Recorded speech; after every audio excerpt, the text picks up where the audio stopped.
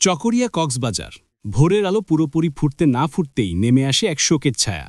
চট্টগ্রাম কক্সবাজার মহাসড়কের ভাসিয়াখালীর ঢালা এলাকায় সকাল ৯টার দিকে ঘটে যায় এক হৃদয় বিদারক দুর্ঘটনা। পর্যটন নগরীর আনন্দ ভ্রমণ বদলে যায় শোকে। কক্সবাজারমুখী একটি মাইক্রোবাস বাসের সঙ্গে মুখোমুখি সংঘর্ষে বিধ্বস্ত হয়, আর সেই সংঘর্ষ কেড়ে নেয় ৫টি প্রাণ, ছিন্ন ভিন্ন করে দেয় স্বপ্নভরা একটি পরিবারের আনন্দযাত্রা। দৃশ্যটি ছিল যেন এক দুঃস্বপ্ন। লোকজন দৌড়ে যায় ঘটনাস্থলে, চারপাশে চিৎকার আর কান্নার আওয়াজ। মার্সা পরিবহনের বাসটি চট্টগ্রামমুখী আর মাইক্রোবাসটি কক্সবাজার যাচ্ছিল। সংঘর্ষের পর মাইক্রোবাসের সামনের অংশ পুরোপুরি গুড়িয়ে যায়। গুরুতর আহত যাত্রীদের দ্রুত উদ্ধার করে স্থানীয়রা ও পুলিশ। তাদের নিয়ে যাওয়া হয় মালুমঘাট ক্রিশ্চিয়ান মেমোরিয়াল হসপিটাল ও চকরিয়া উপজেলা হেলথ কমপ্লেক্সে, যেখানেই থেমে যায় ৫টি জীবনের যাত্রা।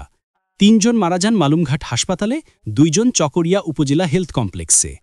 চোখে মুখে আতঙ্কের ছাপ নিয়ে প্রত্যক্ষবিদরা বলছেন, সবকিছু এক মুহূর্তে শেষ হয়ে গেল।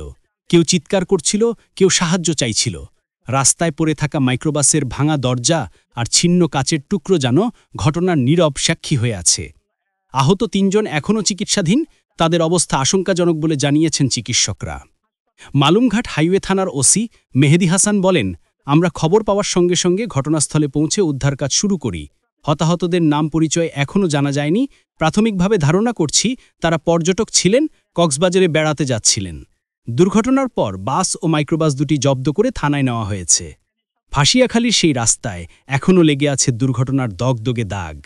ভাঙা মাইক্রোবাসের পাশে পড়ে আছে কয়েকটি ছেঁড়া ব্যাগ, একজোড়া শিশুর স্যান্ডেল, যেন সেই যাত্রার অপূর্ণ গল্পের নীরব প্রতীক। এক মুহূর্তে ভ্রমণের আনন্দ পরিণত হল বুকভাঙা কান্নায়, ৫টি পরিবারের আলো নিভে গেল চিরতরে। এই দুর্ঘটনা আবারও মনে করিয়ে দিল সড়কে কতটা অনিরাপদ আমাদের জীবন। একটু অসাবধানতা, এক মুহূর্তের ভুল, আর তাতেই থেমে যায় কতগুলো জীবন, বদলে যায় কতগুলো স্বপ্ন। তাই আজকের এই সকাল শুধুই এক ভয়াল স্মৃতি, যেখানে কক্সবাজারের পথে যাত্রা শেষ হল শোক যাত্রায়।